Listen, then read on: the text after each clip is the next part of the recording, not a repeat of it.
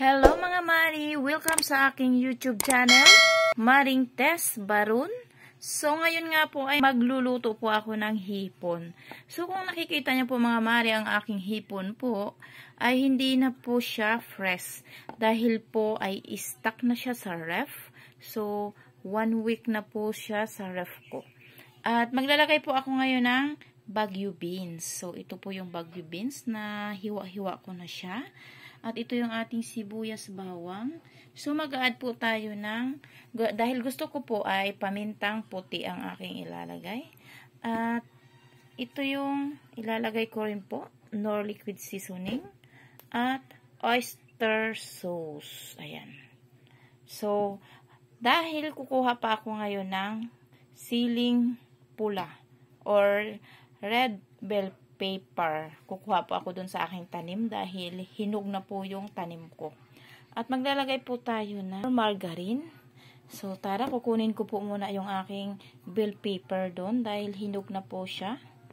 So ayan mga Mari, kung nakikita nyo po ay tumubo lang to sa aking map.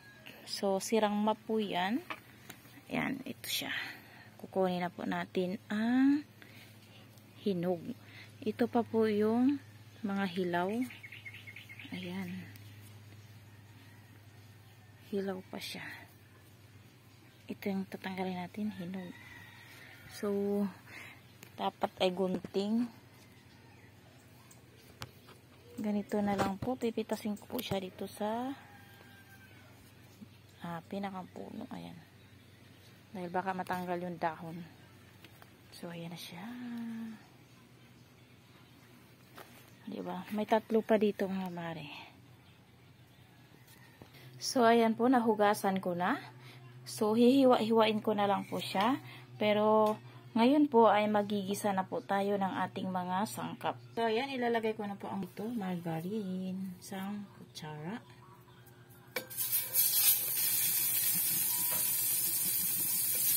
Lagay natin ang sibuyas.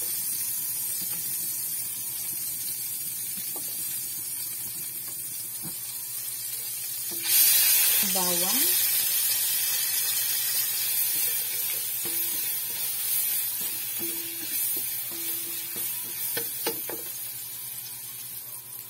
So, ayan, ilagay na po natin ang hipon.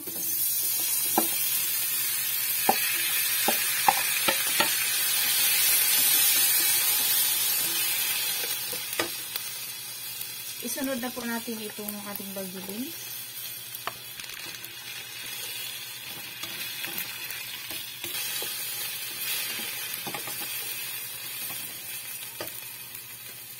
Mag-add na po tayo ng seasoning, paminta.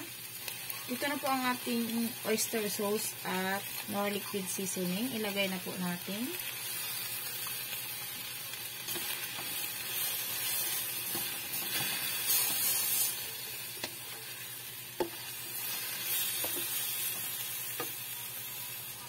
Mag-add po tayo ng kaunting tubig para may sabaw siya na kaunti.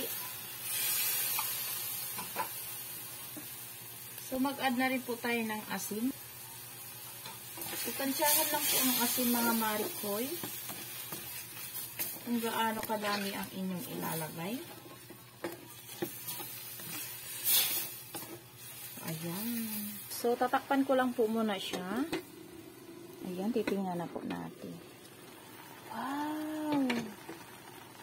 Add na po natin ang ating bell pepper.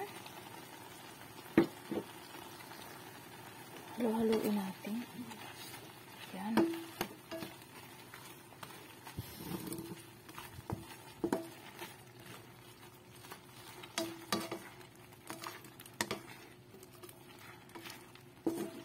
Ayan. So, luto na po ito mga Mari. Yan. O, dahil pangit naman po sa Baguio beans kapag nalabog siya. Kaya, atin na pong hahanguin. Magpiprepare na po ako.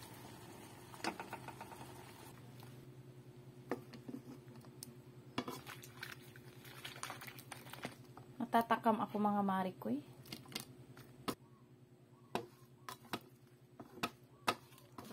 So, ayan na siya mga Mari. Okay, thank you so much for watching. See you on my next video. Bye-bye!